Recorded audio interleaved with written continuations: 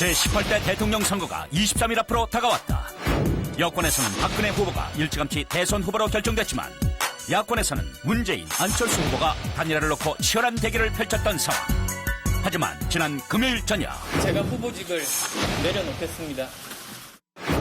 안철수 후보가 전격 사퇴를 선언하면서 이제 18대 대선은 새누리당 박근혜 후보와 민주통합당 문재인 후보의 양자 대결 구도로 펼쳐지게 됐다. 안철수 후보의 사퇴가 18대 대선에 어떤 영향을 미칠지 관심이 모아지고 있는 가운데 준비된 여성 대통령, 중도층과 젊은층 끌어안기를 대선 전략으로 삼은 새누리당 박근혜 후보, 그리고 안철수 후보와의 단일화 효과를 기대하며 경제 민주화, 정치 쇄신을 부각시키고 있는 민주통합당 문재인 후보. 과연 두 후보의 차별점은 무엇인가? 그리고 국민들은 어떤 선택을 할 것인가? 새누리당 박근혜 후보 선대위 대변인 조윤선, 민주통합당 문재인 후보 시민캠프 대변인 유정아. 오늘 이들과 함께 23일 앞으로 다가온 18대 대선에 대해 토론해본다.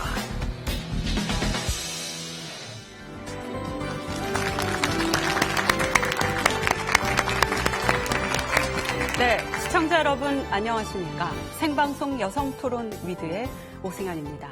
이제 23일 후면 대한민국은 우리나라의 운명을 짊어지게 될 선택의 기로에 놓이게 됩니다. 지난 금요일 저녁 안철수 후보의 전격적인 사퇴로 이제 대선 구도는 박근혜, 문재인, 양자 대결, 진검승부의 서막이 올랐습니다. 오늘 각 캠프의 후보 대변인들 모시고 후보와 정책, 또 대선 전략에 대한 토론 시작하겠습니다. 대변인들 소개해드립니다. 조윤선 새누리당 박근혜 후보 선대위 대변인 나오셨습니다. 네, 안녕하세요. 반갑습니다. 안녕하십니까. 유정아 민주통합당 문재인 후보 시민캠프 대변인 자리하셨습니다. 네, 안녕하세요. 유정아입니다. 네, 두 대변인께서는 우리 프로그램 혹시 평소에 보신 적 있습니까? 네, 여심을 파악할 수 있는 그런 프로그램인데요. 오늘 토론 이슈에 따라서 자유토론 형식을 취하게 될 텐데요. 부디 후보를 대신해서 진솔하고 진실하게, 진심으로 소통하는 장을 좀 마련해 주시기 바랍니다. 네, 열심히 해보겠습니다. 네, 먼저 두 분 모두 캠프의 입, 중책을 맡고 계시지 않습니까? 어깨가 무거우실 텐데요. 먼저 조윤선 대변인께서는 여성 첫 대변인, 최장수 원내 대변인 네. 뭐 이런 타이틀도 계시고 이번 선거 대변인 5번째시죠? 저도 몇 번째인지 네, 잘 모르겠는데 5번째시더라고요. 조금 네, 왜 박근혜 후보를 돕고 계십니까? 아, 네. 사실 제가 정치권으로 들어올 때 사람들이 그런 얘기를 많이 하셨습니다. 조 변호사, 사람이 바뀌지 않으면 정치인으로 성공하기 힘들어. 그만큼 우리가 민간에서 보는 것과는 좀 더 다른 정치인은 좀 다르다. 이런 생각을 했던 것 같습니다. 하지만 제가 가까이서 본 박근혜 후보는 정말로 진솔하고 성심을 가지고 그리고 사심없이 국민을 위해서 일할 준비가 되어 있는 그런 사람입니다. 네. 제가 뭐 이렇게 마련을 해왔습니다만. 네, 앞으로 좀 해주세요. 네. 네. 어떻게 해야 되지? 네, 그렇게 해주시면 됩니다. 이렇게 하면 되니까. 미국에도 없는 최초의 여성 대통령 우리가 이제 앞두고 있습니다. 그리고 위기에 강한 두 번의 이 위기를 당의 위기를 구해낸 그런 성적표를 가지고 있는 그런 후보입니다. 네. 약속을 지키는 것이 트레이드마크입니다. 이 약속 지키는 것 때문에 섣불리 아무런 공약도 하지 못하는 그런 것이 오히려 단점까지도 되고 있는 그런 후보입니다. 저는 이렇게 가까이서 제가 정말 보증할 수 있는 이런 정치인이 대통령이 돼서 국민들에게 나도 이렇게 바르고 성심으로 살면 성공할 수 있겠다. 이런 믿음을 줄 수 있었으면 싶습니다. 네, 그렇군요. 유정아 대변인께서도 뭐 방송국 아나운서셨고 문재인 후보 돕기 시작한 지는 한 달 반 10월 남짓 5일 된 것 같네요. 시민캠프 네. 1차 회의 때부터 네. 시작됐으니까요. 왜 한 문재인 달여 후보를 돕게 됐는데요. 되셨습니까? 저는 사실은 조윤선 대변인과 중학교, 고등학교, 대학교 선후배 사이입니다. 제가 후배인데 네. 사실 이제 먼저 정계에 입문하시면서 나랑은 정치적인 생각이 다르구나라는 것을 저 혼자 그냥 느꼈습니다. 묻지 않았기 때문에 제 정치적인 의사에 대해서는 답변할 기회가 없었고요. 사실 저는 이번 4.12 총선에서 정권 교체를 바라는 많은 분들의 실망 같은 것들이 있었다고 생각했고 저도 그 중에 한 사람이었습니다. 네. 그랬기 때문에 뭔가 새로운 시대, 그러니까 어떤 과거를 인정하지 않고 반성하지 않는 이 과거의 세력과 이제는 역사와 함께 가는 그 새로운 세력의 어떤 대결이라고 저는 이번 대선을 보는데 이번 대선에서 뭔가 이렇게 그냥 그대로 가면 안 되겠다라는 어떤 그 역할에 대한 생각을 하게 됐고요. 제안을 쭉 해왔을 때 사실은 저도 기쁜 마음으로 어떤 하나의 역사의 발걸음에 조그만 보탬이 되겠다는 생각으로 네. 함께하게 됐습니다. 그렇군요. 대변인들 체력 관리, 특히 목 관리 각별히 신경을 쓰셔야 될 텐데요. 문 후보께서는 건강 관리는 어떻게 하십니까?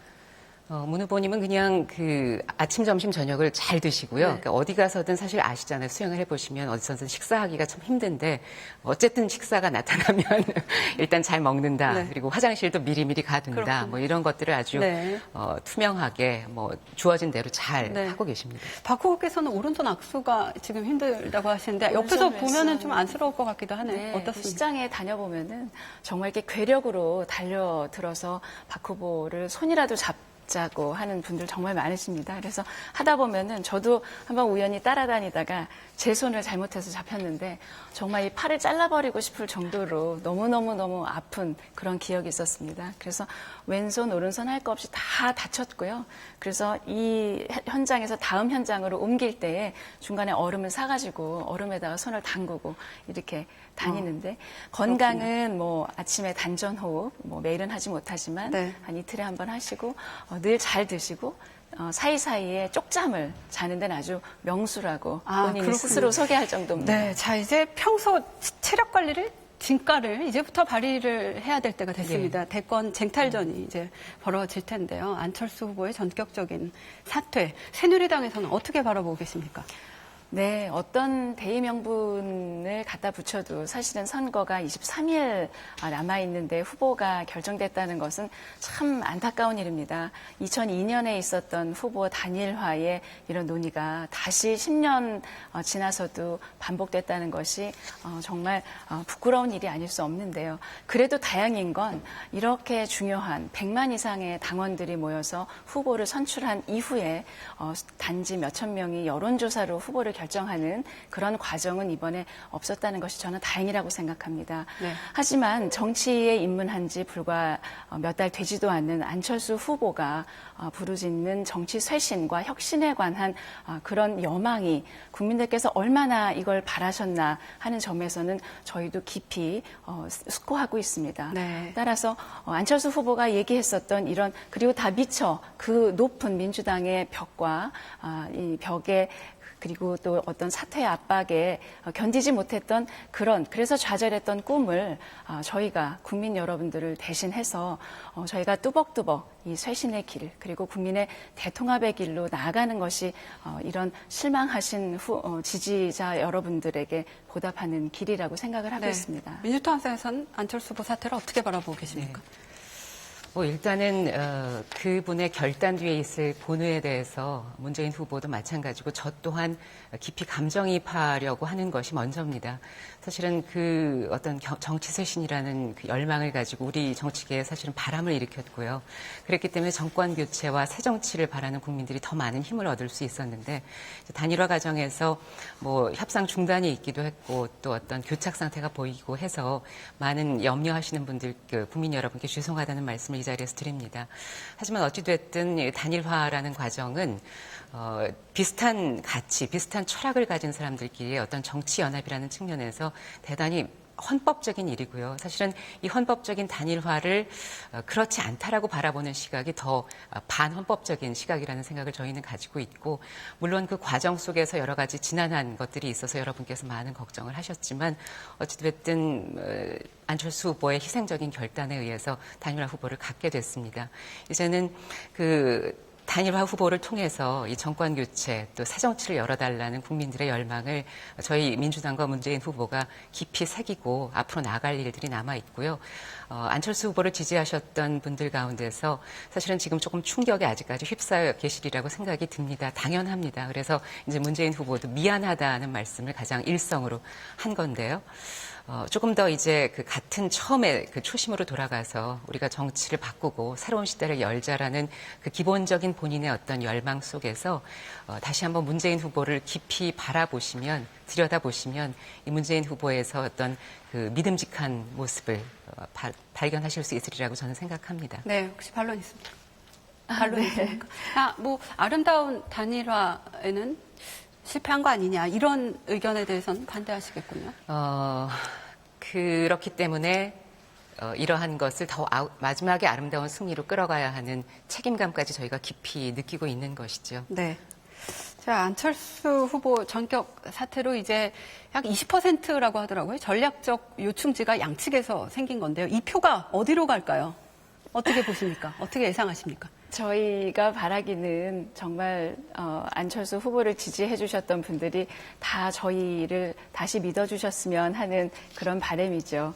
네. 하지만 그분들이 어떤 마음으로 어떤 곳을 더 마음을 두실까는 사실은 아무도 알 수 없는 거라고 생각합니다. 결국은 어떤 후보가 이런 약속들을 해낼 수 있을 것 같으냐 하는 신뢰의 문제가 남아있지 않나 싶습니다.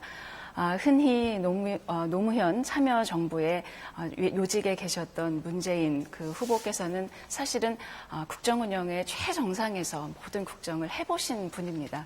해보지 않으신 분이셨다면 기대라도 하겠다라는 그런 국민들의 말씀은 저희도 많이 들어본 적이 있습니다. 저희가 할 수 있는 거는 정말 그 과정에서 지금 이제 후보 사퇴나 하셨는데 그 이후에 민주당에서는 안철수 후보와 그동안 일치하지 않았던 그 많은 국정 철학과 비전 그리고 공약들을 어떻게 정리해서 절충안을 내주실 건지 아니면 민주당의 그대로의 입장을 견지하실 건지 저희도 궁금합니다. 그런데 그 과정에서 안철수 후보 측의 정책이 저희 새누리당에서 내놓은 정책과 상당 부분 굉장히 많이 비슷했었습니다. 그런 점에서 저희가 마음을 같이 했었던 그 부분 그리고 미처 안철수 후보가 주장했던 정치 쇄신에 저희가 미흡했던 부분들을 좀 더 수용해서 저희가 마지막으로 그 약속 잘 지키는 박근혜 후보가 더 한 걸음 나아간 약속을 해서 국민 여러분들과 그 약속을 지키는 모습을 보여드릴 수 있는 그런 대선이 되었으면 하고 바라고 있습니다. 네. 저는 경험을 해봤기 때문에 오히려 그것에 대해서 인정할 수 없다라는 말씀에 대해서는 저도 반론을 제기하고 싶은데요. 사실은 여러 가지 사람이 살아오면서 그 살아온 역사 속에서 무언가를 해본 것들의 경험이 사실은 자기 자신의 자산이 되는 것이고 국정 운영의 경험이라는 것은 그렇기 때문에 잘한 것이든 못한 것이든 그것이 자신의 것으로 그래서 문재인 후보는 참여정부에 대해서 인정할 것은 인정하고 반성은 반성하고 또 신자유주의의 흐름을 막지 못한 부분들에 대해서는 성찰을 하고 있습니다. 그렇기 때문에 앞서서 이제 앞으로의 다가올 시대에 있어서의 정치민주화에 이은 경제민주화 그것을 통한 복지국가 형성이라는 데에 대해서 많은 방점을 두고 있는 것이고요. 오히려 저는 이제 새누리당의 정책 앞으로도 이야기를 저희가 나누겠습니다만 형용모순의 정책을 많이 갖고 있다. 어떤 의미냐면 사실은 사각형은 사각형인데 둥근 사각형, 둥근 것을 사람들이 좋아한다고 했을 때 무늬만 경제민주화, 복지국가 그러한 것들을 이야기하고 있는 것이 아닌가라는 저는 안타까움이 있습니다. 그래서 지금 경제민주화에 있어서 조금 후퇴를 하게 된 것이고 그렇다면 오히려 이 건강한 보수층 혹은 본인들이 생각하는 제대로 된 저는 이제 지금의 그 한나라 새누리당의 대부분의 많은 분들은 건강한 보수라고 생각합니다만 일부는 과거를 청산하지 않고 안고 가려는 어떤 과거 세력이 많이 있다고 생각을 하고요. 이제 그러한 것에 사실은 조금 매몰돼 있는 그런 새누리당의 다른 당원 여러분이나 의원 여러분에 대해서도 안타까움을 가지고 있습니다. 그래서 앞으로 제대로 된 진보가 한번 정권을 잡고 그다음에 보수가 거듭나서 진정한 보수가 조윤선 대변인 같은 진정한 보수가 다시 한번 정권을 이렇게 바꿔 나가는 것이 저는 건강한 순서라고 생각이 드는데요. 네. 그래서 표가 어디로 갈 거라고 예상을 하시는 거예요? 표는 저희는 뭐 어쨌든 냉철하게 분석을 하건데 사실 지금 바로 직후에 여러 가지의 그 여론조사를 보면 박 후보 대 문 후보의 차이가 45대 41, 한 평균 정도 그렇게 나오고 있는 것으로 보입니다. 그리고 부동층이 그 이전에 7%에서 14%로 늘었습니다. 그러니까 그 안철수 후보를 지지하던 층에서 많은 분들이 사실은 안철수 후보 자체를 지지하다가 사실은 그 결단, 사퇴의 충격을 받으시고 부동층으로 가신 것이죠. 것이죠. 그리고 그중에 2% 정도는 새누리당을 지지하는 것으로 나타났습니다. 네. 이제 이런 부분에 있어서는 애초에 그 안철수 후보를 조금 오해하시고, 그러니까 어떤 기존의 집권 세력과 비슷하게 보시고선 가신 것인데, 네. 부동층으로 옮겨가 있는 그 층들이 조금 더 깊이 있게 지켜보시고, 또 저희를 이해해 주시면, 이 애초의 네. 생각대로 이 정권 교체 열망 네. 쪽에 표를 던지시리라 생각합니다. 네. 어떻게 보십니까? 계산을 굉장히 과학적이고 정확하게 하고 계시는 것 같습니다. 뭐 박근혜 후보하고 뭐 늘 따라다니는 저는 사실 그런 거 잘 모르고요. 옛말에 제갈량이 했던 말이라고 하죠. 성공과 실패, 유리함과 불리함은 아무도 미리 예측할 수가 없다. 결국 남은 것은 온 몸과 마음을 당해 성심을 다하는 것밖에 없다라는 것입니다. 그래서 저희는 어떤 분들이 몇 퍼센트의 분들이 누구를 지지했다가 어떤 이유로 누구를 덜 지지하게 되고 어디로 가고 그런 계산은 의미가 없다고 생각을 합니다. 다만 이제 국민들 마음속에 왜 안철수 후보의 그런 이 정치적인 경험도 일천한 그런 분이 얘기하시는 그런 거에 온 국민들이 그렇게 열광했었나 그 점을 정말 뼈아프게 저희도 반성해야 된다고 생각을 하고요. 네. 안철수 생각의 일부가 안철수 생각에 정말 국민들이 공감하는 그 생각을 박근혜의 실천이 될 수 있도록 저희가 정말 최선을 다하겠습니다. 뭐 몇 퍼센트 그렇게 크게 개의치 않을 거다, 일희일비하지 않을 거다 이런 얘기를 해주셨는데요. 그래도 20%나 되는 무당파, 중도층, 젊은 층 누가 어떻게 먼저 공략하는 것이 사실 대선 승리의 관건이 되지 않겠습니까? 어떻게 잡으실 겁니까? 무당파 저희는 뭐 계속 단일화가 진행될 때도 단일화에 대적할 만한 정말 획기적인 전략이 무엇이냐라는 그런 질문을 많이 받았습니다. 근데 저희는 그렇게 생각했습니다. 박근혜 후보도 그렇지만 저희도 전략이라는 게 있을 수 있겠느냐. 그건 마치 어떤 사람이 상대방 그 여성을 너무너무 좋아해서 결혼을 정말 하고 싶은데 내가 어떤 전략을 하면은 이 여인의 마음을 살 수 있고 어떤 전략을 하면 결혼에 성공할 수 있을까? 전략이 통하겠습니까? 좀 더 성심으로 마음을 다해서 사랑해주고 진정으로 위해주어야지 마음을 얻고 결혼까지 성공을 하는 것처럼 네. 저희도 별다른 전략이나 어떤 전술이 없습니다. 그냥 박근혜 후보가 15년 동안 국민들의 마음을 얻었던 건 전국 방방곡곡을 다니면서 정말 생활이 어렵다고 하소연하시는 그런 분들의 손을 잡아주시고 그런 따뜻한 마음을 경청해 주시고 그렇게 구석구석을 돌아다니면서 마음을 나누었던 그 경험 그리고 그랬기 때문에 박근혜 후보는 지금도 나는 믿을 게 국민밖에 없다. 국민이 바로 나의 가족이자 나의 부모고 형제 자매라고 하고 있습니다. 네. 저희는 그거밖에 없습니다. 네, 그거밖에 없다는데 어떠세요? 네. 아니, 저도 그 조현선 대변인의 어떤 전략보다는 그 마음이 중요하다라는 건 뭐 저도 너무 당연히 공감합니다. 이것은 이제 질문에 있어서 저도 이렇게 모범 답안으로서 준비해 나왔던 것이고요. 이러한 수치들이야말로 정말 그렇게 의미가 있지 않다고 생각하고 당 내에서 어쩌면 그러한 것들을 또 따로 기획하는 분들은 계시겠죠. 사실은 그 안철수 후보와 저희가 이제 단일화 협상을 벌이면서 여러 가지 난관에 봉착했을 때도 저는 많은 이야기를 했습니다. 바깥에서 이런저런 단일화 협상이 어떻게 될 것인가라는 어떤 시각에 매몰되지 말고 그리고 단일화를 바라보는 두 가지 시선이 있었던 걸 알고 있습니다. 이것이 정말 제대로 이루어져서 정권 교체로 갈 수 있었으면 좋겠다라는 간절한 마음. 그런 단일화를 바라보는 시각이 네. 있고 또 다른 시각은 어떻게든 단일화가 좀 잘 안 됐으면 좋겠다라는 그런 바람이 있었던 걸로 알고 있는데요. 어쨌든 전자로 저희가 결정이 됐고 저희는 어쨌든 같은 생각을 하는 진영으로서 이제는 그야말로 23일밖에 남지 않았지만 새누리당과의 어떤 정책 대결이나 그야말로 그 마음을 보여드리는 마음 그 부분에 있어서 어떤 진심이 국민들을 움직이는가라는 제대로 된 싸움을 하고 싶다는 생각을 합니다. 네. 23일 네. 좀 짧습니다. 네, 23일이 중고등학생들 중간고사, 기말고사 공부하는 기간인데 그간 해오신 네. 것들이 있으니까 아마 보시면서 판단하셨으리라 생각이 듭니다. 네, 지금 상황이 더 네거티브 공방이 치열해질 거다 이런 예측들이 나오고 있거든요. 어떤 공방들이 오갈 거라고 생각하십니까? 뭐 지금 두 양측 다 제가 아킬레스건을 굳이 얘기를 하지 않겠지만 아마 그 공격들을 계속 하게 될 거죠. 어떻게 보십니까? 어떻게 네, 저부터요. 사실은 네거티브 공세 같은 것은 정말 저희가 지양하고 이런 선거는 하지 말았으면 좋겠다라는 그런 그 마음입니다. 예. 오늘 이제 조간 어제 인터뷰한 내용인데요. 정말 30년 전에 돌아가신 분하고 이제까지 싸우고 앞으로도 계속 그렇게 싸우고 그 부분에 대해서 매몰돼 있을 거다라는 얘기를 직접 했습니다. 박근혜 후보는 정말 옆에서 보기 미련하다고 할 만큼 본인이 한 약속과 국민에 대한 공약을 지키려고 선거 때마다 애를 쓰는 사람입니다. 언론에서는 정책 선거를 안 한다고 늘 퇴근을 할 때 선거를 끝나면 우리가 약속한 걸 얼마나 많이 지켰나 백서를 냅니다. 바로 이런 건데요.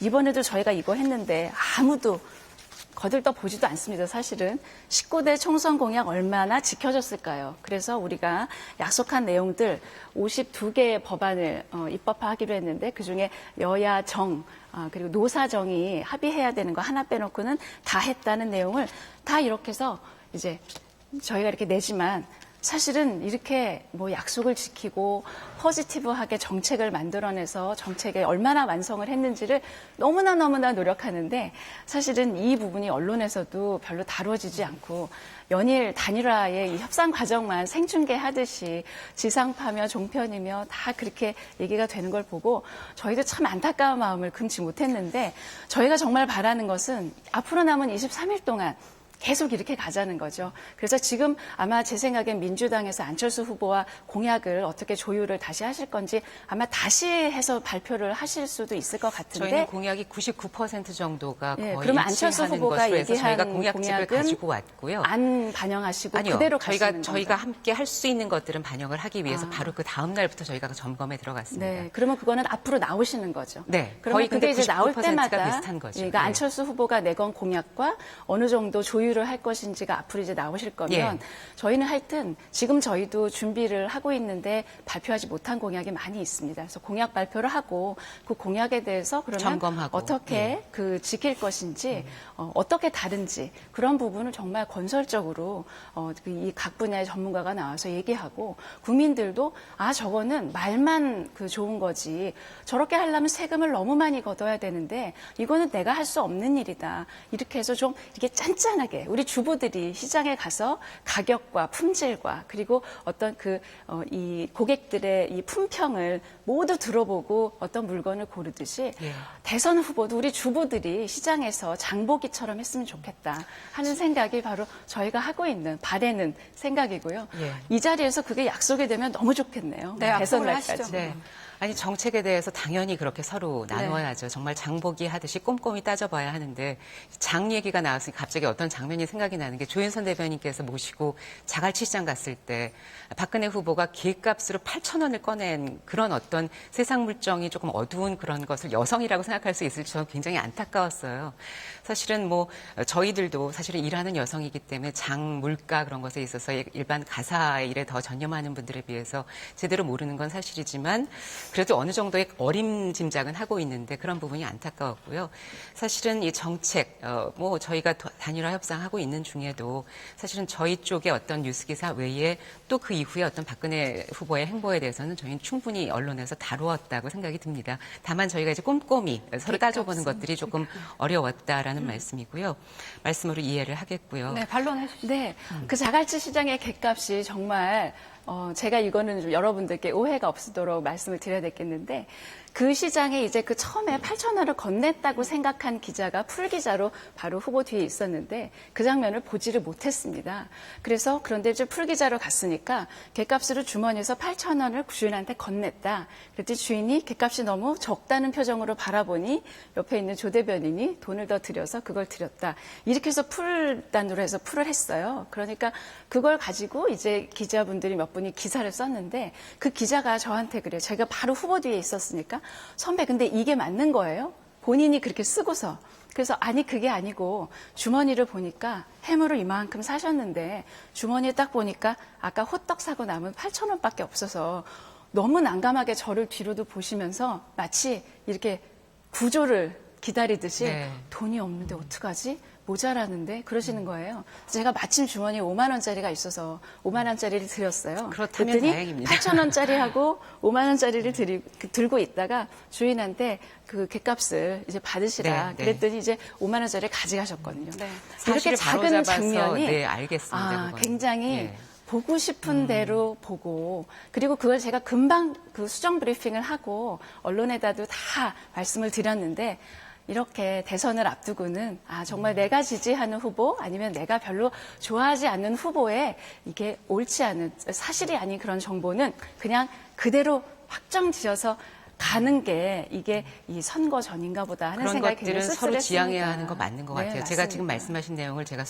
알지를 못했네요. 네. 어찌 생각하면 지금 많은 말씀하신 대로 국민들이 그러실 것 마찬가지예요. 같아요. 서로의 어떤 예. 후보의 자기가 지지하는 후보의 좋은 점, 상대 후보의 나쁜 점들이 많이 들릴 수밖에 없는 것이겠죠. 그런데 그래도 뭐 하나만큼은 짚고 넘어가야 하는 것이 정책도 중요하고 여러 가지 어떤 그 사람의 인간성 같은 것들이 다 중요한 그런 국면에서 사실은 과거에 대한 인식을 그 대통령 후보가 어떻게 하고 있는가는 당연히 짚고 넘어가는 거라고 생각해요. 그러니까 과거에 잘못된 것을 바로잡는 걸 과거에 얽매이는 것이라고 얘기하는 하나의 시각을 바로잡아야 한다는 생각이 듭니다. 그러니까 한국 근현대사에서 잘못되어 있는 것들을 제대로 바라보는 것, 그것이 앞으로의 역사를 열어가는 데 있어서 참으로 중요하다고 생각이 되고요. 일부에게는 신화가 된 독재라는 것도 나눠볼 수 있어야 되겠죠. 그러니까 독재의 어느 국면에서는 그 때문에 우리가 어떤 경제적인 어떤 부를, 발전을 이룩할 수 있었다라고 생각할 수 있지만 그 안에서 빚어졌던 여러 가지 그 불상사들, 이루 말할 수 없는 인권 유린들, 그러한 부분들을 우리가 짚고 반성하는 것이 없이 어떻게 우리가 정책을 얘기할 수가 있겠습니까? 이제 그런 측면에서 박근혜 후보가 만약에 아버지의 정신, 그리고 30년 전에 돌아가신 분들에 대해서 얘기를 자꾸만 한다는 것을 마치 과거를 꺼내는 것처럼 말씀하시지만 그건 30년 전에 돌아간 일반 사람이 아니라 우리의 대통령이었고 우리가 독재자라고 얘기하는 어떤 대통령이죠. 이제 그러할 경우에 저는 이건 조금 뭐 심할 수도 있겠지만 박근혜 후보 그 자신에게 있어서도 사실은 아버지의 그 어떤 것들을 기리고 싶고 살리고 싶다면 대통령으로서 나와서 그것을 기리기보다는 개인의 차원에서의 기림을 갖는 것이 더 낫지 않은가. 왜냐하면 그 아버지의 유산 같은 것들을 완전히 청산하고 새로운 시대를 열어갈 어떤 그러한 책임감이라든지 사명감을 갖지 않은 상태에서는 사실은 그것을 우리 온 국민이 그것을 바라봐야 할 어떤 의무는 없다는 생각이 저는 간곡하게 들어요. 네. 네. 제가 이 과거사에 관한 거라고 생각을 하고요. 과거사의 사과 문제에 대해서 저는 사실은 문재인 후보의 인품과 또 민주당의 양식을 참 깊이 믿습니다. 지금 여러 차례, 그러니까 지난 그 추석 전에 있었던 과거사에 대한 사과 발언, 그 입장 발표 이전에도 사실은 이런 산업화 시대에 이렇게 아픔을 겪으신 분들에 대해서 깊이 사과한다는 그런 말씀 하셨었습니다. 그리고 김대중 대통령을 생전에 찾아뵀을 때 김대중 대통령이 이랬습니다.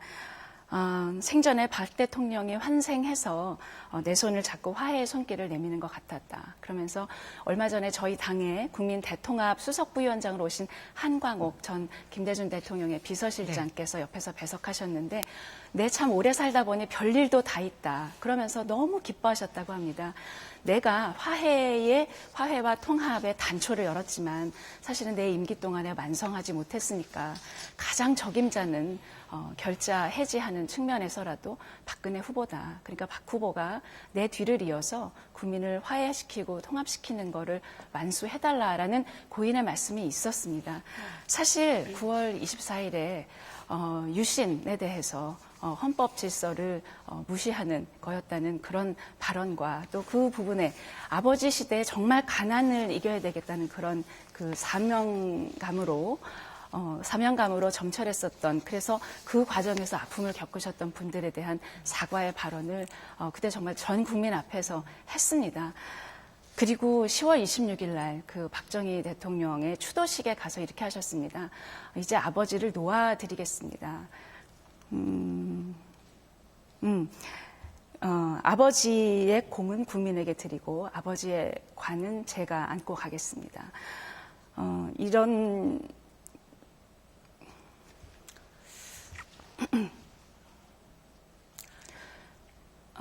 박근혜 후보가 지금의 정치인으로 있게 된 데에 전 대통령의 그 딸이었다는 그런 지위, 그리고 퍼스트 레이디를 어머니를 일찍 여의고 여러 해 동안 했었다는 그런 경험, 그리고 고향에서 15년 동안 국회의원으로 당선돼서 일을 하면서 당 대표직을 맡아서 할 수 있었던 거에 아주 단초는 대통령의 딸이었었기 때문에, 그래서 배웠었던 것이 자산으로 시작됐을 수도 있었습니다. 하지만 미국을 비롯해서 많은 나라에서 국회의원을 이렇게 오랫동안 한 사람이 이 대통령 후보로 나서는 경우가 별로 없습니다. 왜냐하면 15년 동안 국민에게 노출이 되다 보면 그 사람의 공보다는 과가, 그리고 장점보다는 단점이 너무나 많이 노출되고 국민들이 속속들이 아시기 때문입니다. 그런데 그럼에도 불구하고 이 15년 동안 개인의 생활이라는 건 하나도 없이 정말 투명인간처럼 속까지 다 국민에게 공개가 됐었던 그런 박근혜 후보를 두 번이나 국민들이 다시 신임해 주시고, 또 지금도 유력 여당의 대권 후보로 국민들의 지지를 받고 있다는 것이 이제는 그런 유산을 떠나서 박근혜 후보 개인이 가지고 있는, 그리고 이런 어떤 남성 정치가 우리가 한 곳으로 매진하고 남을 따라잡아야 됐었던 그런 시대를 지나서 이제는 그 지위를 추월해서 남을 선도해야 되고 다변화가 돼서 정말 여성적인 리더십, 모두를 챙기는 리더십이 필요한 시대에 정말 진화하는, 그래서 새로운 시대 정신에 부합하는 그런 자질을 스스로 갖춰온 정치인이었다는 그런 점은 국민 여러분들께서 정말 면밀히 봐주셨으면 하는 마음입니다. 네. 개인적인 어떤 비극 같은 것들에 대해서는 저도 깊이 공감합니다. 다만 어떤 공적인 인물로서의 여성적 리더십을 가졌다는 것에 대해서는 제가 조금 이의 제기를 좀 하고 싶습니다. 사실은 여성 대통령 얘기를 하는데 계속 이어갈까요? 아니면 질문을 또 다시 주시겠어요? 지금 말씀해 주신 것에 대해서 반론이 그러면은 네. 없다고 보고요. 저 그러면 방청객 여러분의 이야기를 좀 들어보도록 하겠습니다. 지금 이제 후보를 지지를 결정하신 분도 있으실 거고, 또 아직 결정을 못하신 분들도 계실 텐데요. 방청객 여러분께서는 어느 후보를 왜 지지하고 계십니까? 말씀해 주시죠. 네, 먼저 얘기해 주시겠습니까?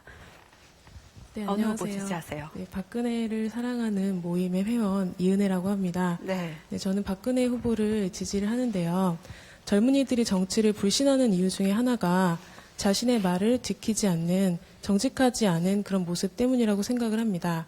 근데 박근혜 후보는 세종시 때의 문제에도 그렇고 국민과 한 약속은 반드시 지키는 신뢰와 원칙을 고수하시는 모습을 보면서 믿을 수 있는 대통령이라는 생각을 하게 되었습니다. 네. 그리고 대통령은 국정 운영 능력이 중요하다고 생각하는데 박근혜 후보님 같은 경우에는 많은 분들 알고 계시다시피 22살 때 퍼스트 레이디, 그리고 15년 동안 의정 활동하셨고 당이 위기에 처했을 때 두 번이나 구해내시는 모습을 보면서 안정적인 국정을 운영하실 거라고 생각이 들기 때문에 준비된 대통령이라는 생각을 하게 되었습니다. 네. 그리고 오늘 여성 토론이고 또 여성 대변인들 모셨는데 우리나라에 여성 대통령이 탄생하게 된다면 미국에서 흑인 대통령이 탄생한 것과 같이 쇄신과 통합의 상징이 되지 않을까 그렇게 생각을 합니다. 그렇기 네. 때문에 박근혜 후보님이 대통령이 되셔서 제 꿈은 물론이고 청년의 꿈, 그리고 대한민국 국민의 꿈이 이루어지는 나라가 되었으면 합니다. 네, 반대 의견 있습니까? 문재인 후보를 지지하는 분께도 발언권 드리겠습니다.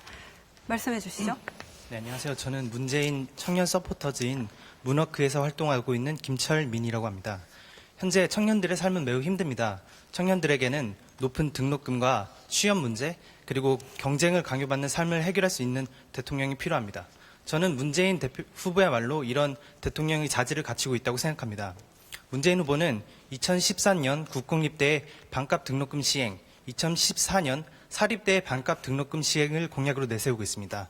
또 민주당의 박원순 서울시장이 서울시장이 된 이후로 서울시립대에 반값 등록금을 시행하여 현재 서울시립대의 등록금이 100만 원 수준이란 사실이 이런 공약의 이행 가능성을 뒷받침하고 있습니다. 네. 또 문재인 후보는 공공부문 일자리 확대, 청년 고용, 의무 고용 할당 등을 통한 청년 문제에 깊은 문제의식과 해결 방안을 갖추고 있습니다. 네. 청년들이 경쟁보다는 창의성과 협력을 키울 수 있는 사회, 그리고 모든 청년들이 대기업을 가려는 꿈을 갖는 것보다는 제2, 제3의 스티브 잡스가 될 수 있는 꿈을 갖는 사회를 만들 수 있는 사람은 문재인 후보밖에 없다고 생각합니다. 네, 알겠습니다. 양측 이야기를 다 들어봤는데요. 양측 대변인들께서 자리하고 계시니까요. 이분들께 질문할 수 있는 질문권 드리겠습니다. 말씀해 주시겠습니까? 네, 안녕하세요. 저는 한국외국어대학교 영어학과에 재학 중인 송다훈입니다. 네, 저는 문재인 후보 대변인께 질문 네. 있습니다. 처음에 안 후보님께서 이제 대선 출마를 발표하셨을 때 참 여러 가지 생각이 들었습니다. 첫 번째로는 정치 경험이 없으신데 불안하였고, 이제 국민으로서 괜찮으실까 불안하였고, 또 두 번째로는 그 안 후보께서 제시하는 그 새로움에, 참신하는 새로움에 반하였고요. 하지만 이제 안 후보께서 저번 주에 사퇴를 발표하시고 참 충격도 많이 받았고, 그리고 과연 문재인 후보와 단일화를 하셨을 때 과연 문재인 후보의 어떤 면을 봐서 새로운 정책, 새로운 패러다임을 제시한 게 어떤 면에서 과거의 정책이 어떻게 다를 것인지에 대해 질문을 여쭤보고 싶습니다. 네.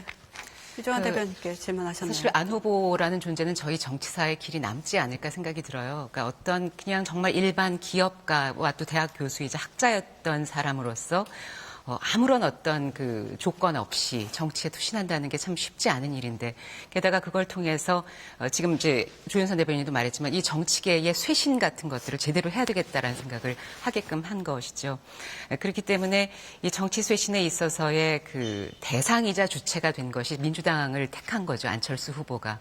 그렇기 때문에 정권 교체를 함께 이루어 나갈 수 있는 파트너로서 민주당과 문재인 후보를 생각했던 것이고요. 네. 저희가 이제 그러한 과정에서 단일화는 당연히 이루리라 생각을 했습니다. 그렇기 때문에 그 정신 같은 것들을 제대로 살려서 사실은 아무런 그러니까 사람에게 사익을 추구하는 사람이 있고 기업을 한다 그러면 대부분 그러한 쪽으로 많이 생각을 하는데, 어떤 공공성에 기초한 그리고 가난한 젊음에 대한 이해를 가지고 있는 그러한 젊은 리더였다는 생각이 듭니다. 네. 앞으로도 아마 정치 쪽에서 계속 계시면서 이제 가시밭길이라 할지라도 역사적 소명을 다하겠다라는 말씀을 그날 하셨잖아요. 네. 이제 그러한 역사적 소명을 다해감에 있어서 그 뜻이 잘못되지 않도록 이 정치 쇄신을 제대로 해갈 것을 민주통합당이 약속드리고요. 제가 몸담고 있는 시민 캠프가 바로 이 캠프 안에서부터 민주통합당의 정치 쇄신에 돌직구를 던지는 역할을 합니다.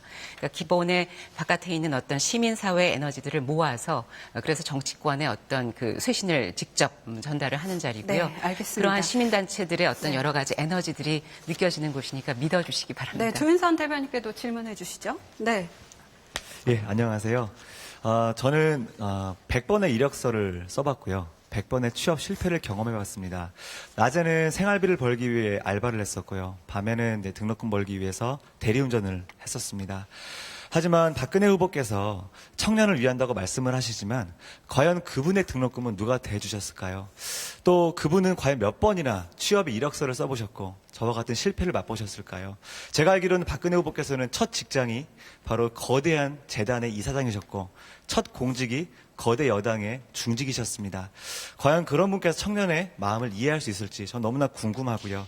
특히나 지금 청년 문제가 너무나 많이 산재해 있고 이걸 해결하겠다고 공약까지 하셨지만 지금의 새누리당은 얼마든지 해결할 수 있습니다. 새누리당은 거대 여당이고 더군다나 당의 가장 높은 위치에 계신 분이기 때문에 지금도 이 청년 법안은 통과시킬 수 있거든요. 그럼에도 불구하고 지금은 아무것도 하지 않고 앞으로 대통령이 되면 이걸 해결하겠다고 하시는 것에서 저희 청년들은 그 진정성을 느낄 수가 없습니다. 예. 네, 조윤선 대변인 대답해 주시죠. 지금 오늘 발표하시는 분들이나 질문하신 분들 너무 잘하셔서 저희는 저희 당의 대변인으로 영입하거나 우리 그 시민들 그 정책 제안을 직접 듣는 그 패널로 좀 영입을 했으면 하는 생각이 들 정도입니다. 네. 사실은 여러분 얼마 전에 언론 보도 보셨을 것 같은데 블라인드 테스트를 한번 했습니다. 서울 지역의 9,200명의 대학생들을 상대로 해서 10개 대학의 학보사 기자들이 이제 블라인드 테스트를 한 건데 새누리당의 청년 공약이 1등을 했어요. 3가지 부분에서 1등을 하고 2가지 부분에서 2등을 했습니다. 그래서 전체적으로 블라인드 테스트를 딱 하니까 젊은 이들이 보고서 새누리당의 공약이 가장 그래도 실현 가능하고 가장 좋았구나라는 그런 평가를 받아서 저희는 참 한편으로는 기쁘기도 하고 한편으로는 슬프기도 했습니다. 이게 제대로 만들었는데 제대로 전달이 안 되는구나. 저한테 조금만 시간을 주시면 제가 여기 계신 젊은이들 그렇게 정말 단군이들의 최고의 스펙이라고 그런 준비를 하시는 분들한테 어떤 우리가 공약을 했는지를 간단하게 좀 말씀을 드리겠습니다. 한마디로 좋은 일자리를 많이 늘리자는 겁니다. 네. 청년들이 그래서 어느 대기업에 취업을 할 수 있는 그런 일자리는 이제 저희가 저성장 국가가 되기 때문에 한계가 있어서 창업국가 코리아를 만들겠다. 그래서 창의적인 아이디어의 기술이 부과될 수 있는 그런 시스템, 그리고 대학을 창업 기지로 만들겠다. 그래서 대학에서 학생들이 이런 아주 그 맹목적인 스펙을 쌓는 게 아니라 학생들이 창업할 수 있는 그런 멘토링과 인프라 구축을 해주겠다는 것이고요. 제일 중요한 건 청년들이 창업하는데 엔젤 투자가 굉장히 중요하고 네. 엔젤 투자자들이 투자한 것을 나중에 회수하는, 그래서 벤처들이 계속 M&A 시장이 유지되는 게 굉장히 중요합니다. 미국이 창업국가가 되고 성공하는 게 바로 그런 금융 시스템인데 그런 금융 시스템을 만들겠다는 것이고요. 청년들이 창업했을 때 가장 어려운 게 바로 실패에 대한 두려움인데 그 실패에 대한 다시 올라갈 수 있는, 그래서 실패라는 지금 것이 정책 자산이 어느 될 수 정도 있는. 답변이 됐다고 생각이 되고요. 우리가 나중에 시간이 되면 여성 정책 포함한 이런 공약들도 다뤄보도록 하겠습니다. 사실 박근혜 후보 쪽에서 여성 대통령론, 준비된 여성 대통령론을 들고 나오지 않았습니까? 네. 어떻게 평가하고 계십니까? 일단 여성 대통령, 여성으로서의 대통령 후보가 나왔다는 것에 대해서는 저도 정말 반가운 마음이고요. 그렇기 때문에 이 나라에서 여성 대통령론이라는 화두가 던져졌다는 것에 대해서 대단히 감사드립니다. 그런데 그때 이제 여성 대통령은 여성적 리더십을 갖춘 대통령을 아마 의미하신다고 좀 전에도 말씀하셨는데, 사실 여성적 리더십이라는 건 수평적이고 균형적인 리더십을 말하죠. 그러니까 힘을 가지고 계속해서 어떤 내지르는 것이 아니라 힘을 나누고 분배하고 함께하는 그러한 리더십을 말합니다. 대통령의 딸로 태어나서 언제나 중심부에 계셨던 게 사실이고, 이제 어떤 개인적인 아픔들은 있었지만 본인 위주의 삶을 살아온 어떤 삶 속에서 사실은 약자에 대한 감정이입이랄지 약자로서의 경험을 공감하기가 쉽지 않았으리라. 이제 서민의 어떤 경험, 또 어떤 서민뿐이 아니라 여성이 약자이기 때문에 서민, 장애, 여러 가지의 어떤 약자성을 가진 경험들을 함께 폭넓게 공유할 수 있었을 텐데 그 부분에 한계가 있었으리라 생각이 들고요. 박 대표의 가끔 나타나는 불통의 사례가 그것이라고 생각합니다. 그다음에 태생을 가지고 이야기하는 게 좀 그렇다면 정치인 생활을 하면서 얼마만큼 여성을 위한 정책을 내놓았는가, 그걸 보게 되는 건데요. 여성을 위한 법안을 통과시킨 것이 거의 없습니다. 2004년 당대표 시절에 성폭력범에 대한 전자발찌법을 통과시킨 것이 눈에 띄는데요. 이 법은 그러니까 공권력 중심이고 국가 주도적이고 징벌 중심적인, 그러니까 여성 리더십에는 조금 그렇게 반하는 그러한 어떤 정책이라고 할 수 있겠습니다. 네. 박근혜 후보 측에서 이 여성 대통령론을 이야기하시면서 많이 예로 드는 것이 독일의 메르켈 총리, 영국의 대처 총리인데요. 사실은 영국의 대처 총리는 식료품 가게에서 태어나서 변호사로 그 고생 끝에 총리에 이른 분이고, 메르켈 총리도 목회자의 딸로 태어나서 자수성가에서 정치인의 길에 오른 사람입니다. 이제 그러한 어떤 경험을 갖춘 그러한 여성적인 리더를 저희가 새로운 시대의 여성적 리더십으로 만나고 싶은데요. 네, 조 대변인 네. 말씀 주시죠. 네. 사실은 여성을 위한 정책이 얼마나 있었냐라는 거를 얘기하는 지금 현실이 참 저는 부끄럽습니다. 우리가 남성을 위한 정책이라는 건 따로 없지 않습니까? 여기 계신 여성분들, 그리고 우리 앵커분, 또 유정아 대변인 모두 사회생활 하시면서 여성이 소수로 있었던 직장에서 정말 자연스럽게 사회생활 하는 거 굉장히 어려웠었고, 저 또한 아이 둘 키우면서 갑자기 아이를 봐주시는 아주머니가 편찮으셔서 친정어머니가 출퇴근을 하시면서 봐주시고 저도 늦게까지 일을 하고 출근을 해야 됐을 때 저는 그런 생각 한번 했습니다. 다음 생에 태어나면 내가 곤충이라도 좋으니까 수컷으로 태어날 거야. 너무너무 힘들어서 제가 그런 생각을 했었지만 제가 딸이 둘입니다. 내가 이렇게 직장 잘 잡고 일하다가 아이들 교육시키고 그러느라고 그만두고, 또 우리 딸들은 또 열심히 공부해서 직장 갖고 일하다가 또 걔네들 아이들 키우기 위해서 또 그만두고 하면은 여성 교육을 왜 할까 하는 저는 근본적인 그런 질문에 봉착한 적이 있습니다.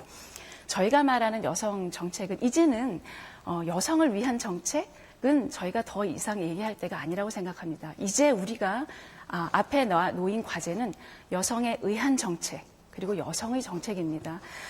영국의 여성운동가 에멀라인 팽크허스트라는 분이 이렇게 말했습니다. 만약에 법과 제도를 만든 사람들이 남성이 아니라 여성이었다면 지금쯤 인류는 굉장히 양성평등의 시대를 걷고 있을 거다. 하지만 그렇게 중요한 결정권자들이 남성이었기 때문에 이분들이 약해서가 아닙니다. 다른 성이 어떤지, 네. 화성에서 왔고 뭐 금성에서 왔다고 하지 않습니까? 잘 모르기 때문에 그렇습니다. 네, 박 후보께서는 여성이기 때문에 유세지 다니면서 불편한 점은 없습니까? 혹시 굉장히 차 안에서 이동은 하시면서 많죠. 왜냐하면 여성이기 때문에 아무 데서나 옷 갈아입는 것도 어렵고 여성이기 때문에 힘이 약하니까 사람들한테 이리 밀리고 저리 네. 밀리고 그런 건 있습니다. 저도 사실은 조윤선 대변인처럼 남자이고 싶다 그런 생각 한 적 많습니다. 근데 사실은 불편하셔서. 저는 깊이 반성했습니다. 그 생각을. 뭐냐 하면 제가 여성으로 살면서 그러니까 여성으로서의 삶을 더 폭넓게 이해하고 보다 많은 어떤 약자라든가 사회의 그런 조금 더 낮은 곳을 바라보는 생각을 못하고 나 혼자 남자로 갈아타고 싶구나. 그 생각은 참으로 내가 굉장히 여성주의적인 게 아니라 남성주의적인 생각을 하고 있구나라는 반성을 많이 했고요. 그러니까 여성에 의한 정책이라고 말씀하셨는데 바로 그 부분입니다. 그 새누리당의 여성 정책은 굉장히 엘리트의 여성들을 많이 중점 두고 있고 초점을 두고 있다고 저는 읽었습니다. 네. 뭐냐면 여성 안에서의 그 빈곤, 여성 안에서의 장애, 여성 안에서의 노년 그러한 것은 그 어떤 약자로서의 그 약자성이 계속 중첩되는 과정으로 여성 노년 빈곤층의 그 빈곤을 퇴치하면 전체 노년 빈곤층을 퇴치할 수 있을 정도로 많은 가슴 아픈 현실인데요. 네. 이 한나라 새누리당의 여성 정책 안에서는 뭔가 그러니까 시혜적이고 뭔가 베풀고 국가가 어떤 그 70년대적으로 뭐랄까요 온정주의적이랄까 그 온정주의의 다른 이름은 저는 가부장이라고 읽어요. 그러니까 내가 이만큼의 권위를 잃기 위해서는 저희 당의 어떤 정책이 그렇게 온정주의적이고 가부장적인지 말씀해 주세요. 그러니까 그러니까 태어난 아이에게 네. 기저귀와 네. 그다음에는 분유를 선물한다. 네. 사실은 저희는 그 여성이 국가로부터 무언가 그러한 도움을 받기보다는 경제적인 자립을 통해서 스스로의 자존감을 성립해가는 것을 원칙으로 하고 있어요. 그렇다면 그러고 난 다음에 여성에 의한 정책이 0세부터 되는 거죠. 12세까지 매월 10만 원씩 주신다고 하시죠? 소득과 관계없이, 아이 나이와 관계없이, 그리고 그건 보육원 시설에 아동수당입니다. 아동수당을 예. 왜 그렇게 주신다고 아동수당은 그러시죠? 여성수당이 아니죠. 아니요. 아동에 대해서 예. 아이 키우는 어머니한테 예. 이것도 아이 키우는 어머니한테 기저귀와 분유를 주는 건데 이거는 어떤 거냐면요. 너무너무 저소득 가정. 그래서 정말 우리는 한 달에 기저귀가 얼마 들어가겠어? 한 달에 분유가 얼마나 먹겠어, 아이가? 이런 수준의 금액이 안 돼서 아이한테 그런 것을 좋은 걸 해주지 못하는 그런 가정, 아주 한정된 그런 저소득 가정에 대해서 그걸 하는 겁니다. 그런데 사실은 이거는 돈이 그렇게 많이 들지 않습니다. 그런데 얼마나 그렇게 분유값, 기저귀값에 대해서 그런 가정이 부담을 느끼셨는지 저희가 돈이 더 많이 들어가는 너무나 좋은 정책들을 많이 내놨는데 저희 민원실로 정말 고맙다고 전화가 오고 저희 사이트에 정말 좋은 정책이라고 답글을 남겨주시는 것이 바로 돈 별로 안 들어가는 이런 겁니다. 그래서 저희가 느꼈습니다. 정책이라는 거는 탁상에서 이렇게 계산해서 만들어지는 게 아니구나. 정말 우리는 슈퍼 가서 그냥 막 사서 아이를 먹이는 그런 것들도 저소득 그 아이 엄마들은 정말 살 때마다 마음이 아픈 그런 거구나. 그래서 저희가 이번에 이 정책을 내놓으면서도 정말 많은 걸 느꼈습니다. 정책이라는 게 그러니까 저는 저소득 그런 걸 이제 느낀다는 그런 말씀이 참 사실은 죄송한 이제는 말씀이라고 아니고, 생각이 들어요. 사실은 그렇지 그렇게 않습니까? 근데 저는 이제 사실 뭐 말씀하시면, 조금 이제 네. 그렇게 해서 한 가지 말씀을 드리자면 이제 근본적인 얘기가 되겠는데요. 사실은 그 80년대, 90년대 저희가 뭐 대학 다니고 일하기 시작하던 그 무렵이죠. 그 무렵에 사실은 저도 KBS 9시 뉴스를 하다가 사실 이제 9시 뉴스 하는 사람이 결혼한 여자가 9시 뉴스 나오는 거 보고 싶나요? 라는 얘기를 직접적으로 보도국 남자 간부로부터 듣고 그만두게 됐던 기억이 있습니다. 이제 그러던 시절이었고, 그다음에 그 당시에는 뭐 여성의 상속분이 4분의 1 정도 있고 그러던 시절이었는데요. 사실은 박근혜 후보가 30대 때 그 유경재단 이사장을 하실 때요. 어린이 복지재단에서 운영하던 그 어떤 그 어린이집이 있었던 것이죠. 그 어린이집에 교사를 채용할 때 그 미혼의 그 여성들의 채용을 할 경우에 결혼하면 그만두겠다라는 서약서를 받았다는 얘기가 있습니다.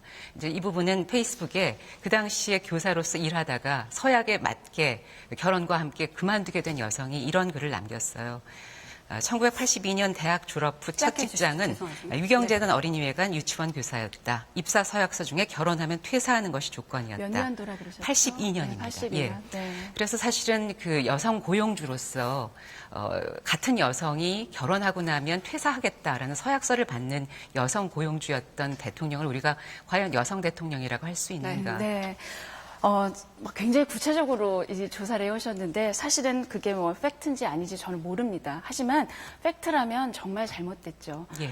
그게 아무리 그 당시에 여성 보육교사를 채용할 때 당연히 관행이었고 결혼하고 아이 나면 그만둬야 된 것이 관행이었다 하고 또 90년대에 KBS에서 일하셨던 유장어 대변인께서도 그런 얘기를 남성 상관한테 들었던 것이 그 10년 후에도 그런 일이 있었다 손 치더라도 네. 저는 이게 사실이라면 이것은 잘못됐다고 생각하고 박근혜 후보께 가서 예전에 이런 일이 있었답니다. 그 보육교사를 채용을 할 때 직접 관여하셨는지 어떤지 모르지만 이 부분은 정말 잘못된 거였습니다. 라고 제가 말씀을 드리겠습니다. 네. 근데 여성 정책에 관해서라면 사실은 박근혜 후보는 이렇게 얘기합니다.